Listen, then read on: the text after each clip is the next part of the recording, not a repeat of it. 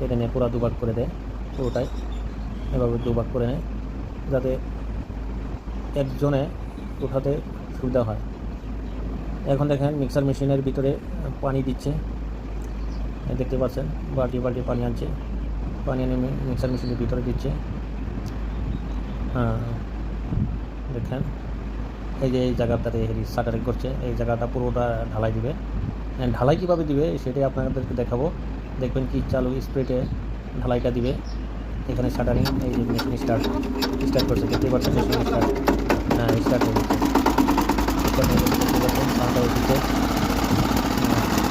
এখন স্টার্ট হয়েছে। এখন বালি এবং পাথর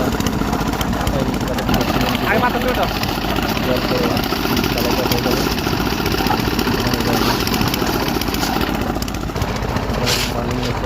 পাথর আগে দেওয়া লাগে, বালু দিয়ে আগে পাথর দিতে হয়। বালু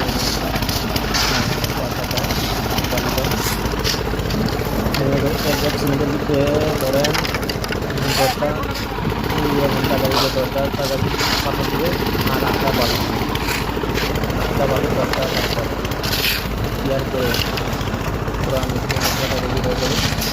রেডি হওয়ার পরে পুরো চাটারি করে রাখতে হবে, চাটারি করে এইভাবে দুধটা দেখতে পারবেন। এটা আর পানি একটু বেশি টাকা যাচ্ছে, কোনো ব্যাপার না, কেননা আরও ইয়ে দিবে, বালি দিবে, সিমেন্ট দিবে, দিচ্ছে। দেখতে পাচ্ছেন এই যে পাথর এইভাবে নিয়ে এসেছে, বালি এইভাবে নিয়ে এসেছে।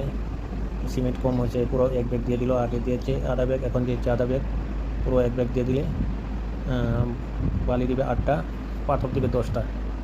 পুরা দেখতেই পাচ্ছেন। এই এখন আগে পানি দেখেছেন, এখন পানি নেই, দেখেছেন কত সুন্দর মশলা হয়েছে। এখন দেখেন এই দুইজনে এই বস্তাটা নেবে, দুইজনে এই বস্তাটা ধরছে, এই বস্তার ভিতরে মশলা ঢেলে দিবে, আর দুজনে নিয়ে ডিমটা ঢালবে।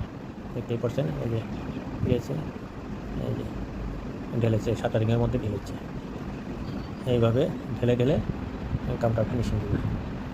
দেখেন কত স্পিডে কাজ হচ্ছে, দেখতেই পাচ্ছেন কত স্পিডে কাজ হচ্ছে, দেখতে পাচ্ছেন বন্ধুরা।